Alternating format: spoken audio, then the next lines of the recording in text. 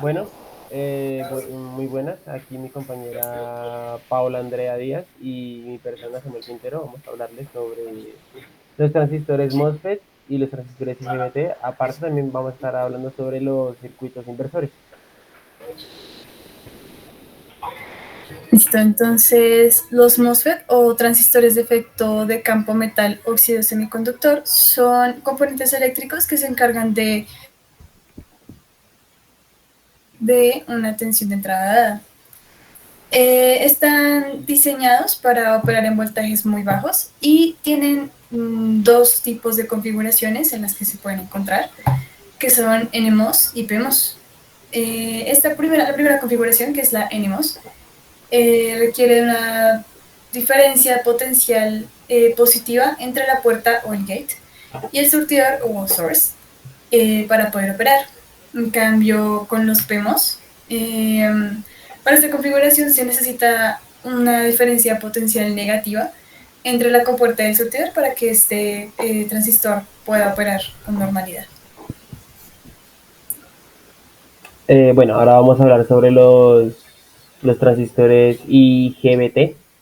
Esos transistores están diseñados internamente por los dos transistores más conocidos, los MOSFET y los BJT, como se aprecian en la imagen.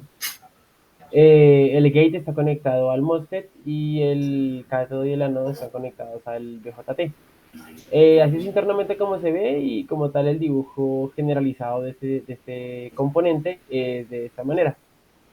Entonces, ya como acabo de mencionar, pues se entiende que los IGBT son transistores, la suma de dos transistores, el MOSFET más el BJT. La combinación de estos dos son perfectos para los dispositivos de conmutación de semiconductores. Eh, este componente tiene la capacidad de alta corriente y bajo voltaje de saturación del transistor bipolar. Entonces, en el lado de la capacidad de alta corriente, pues está la parte del MOSFET, mientras que el bajo voltaje de saturación es la parte del BJT, por lo que los hacen muy útiles y más usados, ya que evitan mucho los errores en cuanto a que se puedan dañar o quemar. Eh, sí, sí, ya, siguiente. Listo, ahora vamos a hablar sobre los circuitos inversores. En este caso, los circuitos inversores, en términos sencillos y fáciles de entender, son puente H. En este caso, aquí estamos viendo dos que son para fuentes monofásicas.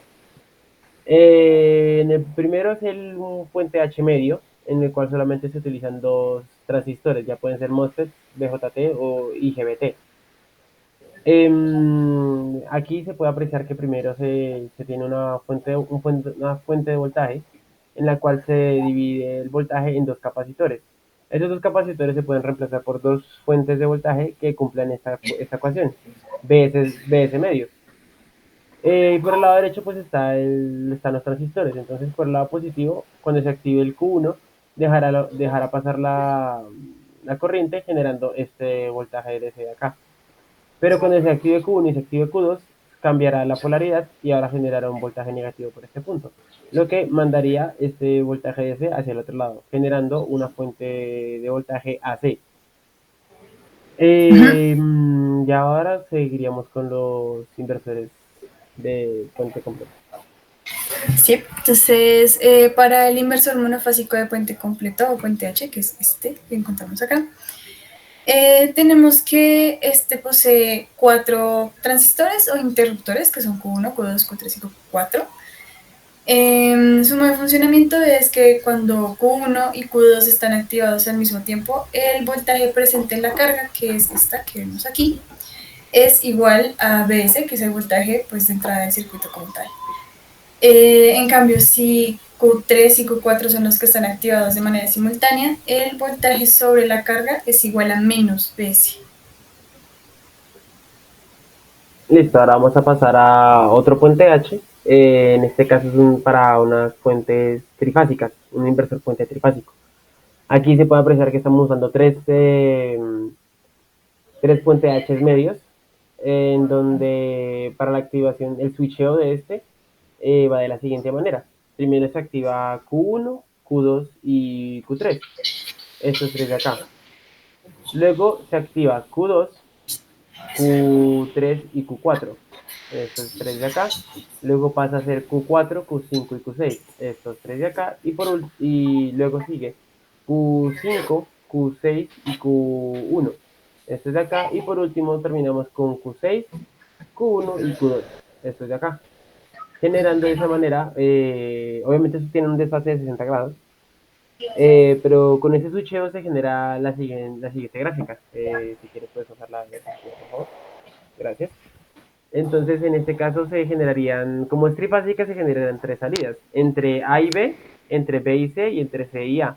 Si quieres echar para atrás un segundo, por favor, y muestro qué puntos. Entre la salida A y B, B y C y A. Entonces, otra vez ya volvemos a las gráficas. Entonces, pues aquí se pueden apreciar como tal el switcheo cuando es Q1, Q2 y Q3.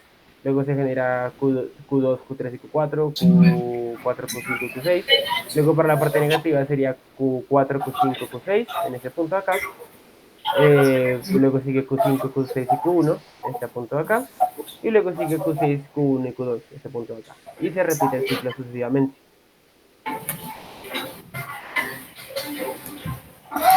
Listo, entonces ahora pasamos a describir dos de los circuitos que encontramos en el documento.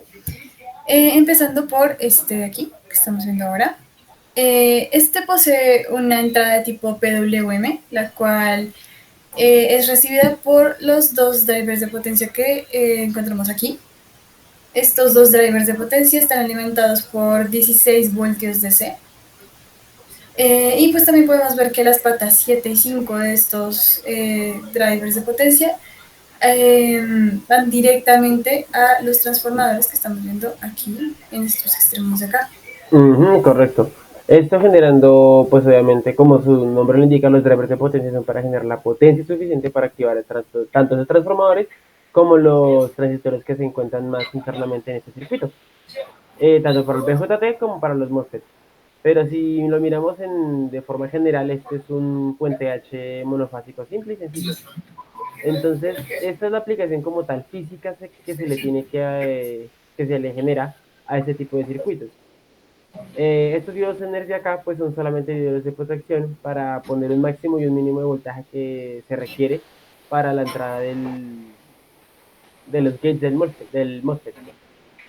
Y ya los demás, lo que viene siendo estos diodos de acá, son ya diodos como tal de protección, también utilizados en este caso. Y por este lado creo que ese circuito ya no tengo mucha explicación. Entonces ahora pasamos a este circuito de acá, que resulta ser mucho más complejo que el circuito que explicamos anteriormente, ya que se trata de una aplicación más orientada a la vida real, es una aplicación más real. Este es un convertidor de frecuencia para motores y permite pues controlar la velocidad e incluso el frenado de estos. En este caso tenemos un microcontrolador que es el que se encarga de generar la señal PWM que va a entrar a los drivers de potencia. Aquí usamos dos tipos de drivers de potencia que son estos, este y este de acá. Que es el HCPL316J y el IXDD414PI, que se encuentran alimentados por 15 voltios DC, que son proporcionados por este convertidor DC que tenemos aquí, que también alimenta al transformador, pero con menos 5 voltios en este caso, pues como esto genera 15 voltios positivos y menos 5 voltios negativos. Listo, en ese punto ya es para como tal la alimentación, pero todas esas alimentaciones y todos esos pulsos van a la parte del circuito que está en pues abajo. En este caso aquí tenemos dos divisiones o dos circuitos como tal que son los que nos importan, que es este de acá y este de acá. En este caso, en la parte derecha vemos que es un puente H trifásico, lo que quiere decir que son tres puentes H medios. Y en la parte izquierda tenemos un puente trifásico de diodos. Esto para generar una señal DC. Entonces, en términos generales, este circuito lo que hace es coger una señal DC, convertirla a C y luego volverla a convertir DC. Ya como mi compañera explicó, pues es para el control de motores, puede ser control de bombas. Entonces, como tal, las aplicaciones de estos tipos de circuitos son muy amplias, Sí. pero es prácticamente o lo que más se utiliza es para poder manejar las velocidades del sistema que estemos utilizando. Creo que por nuestro lado ya no sería más, no tendríamos más que explicar. Muchas gracias por su atención y espero que les sirva de aprendizaje esta pequeña explicación.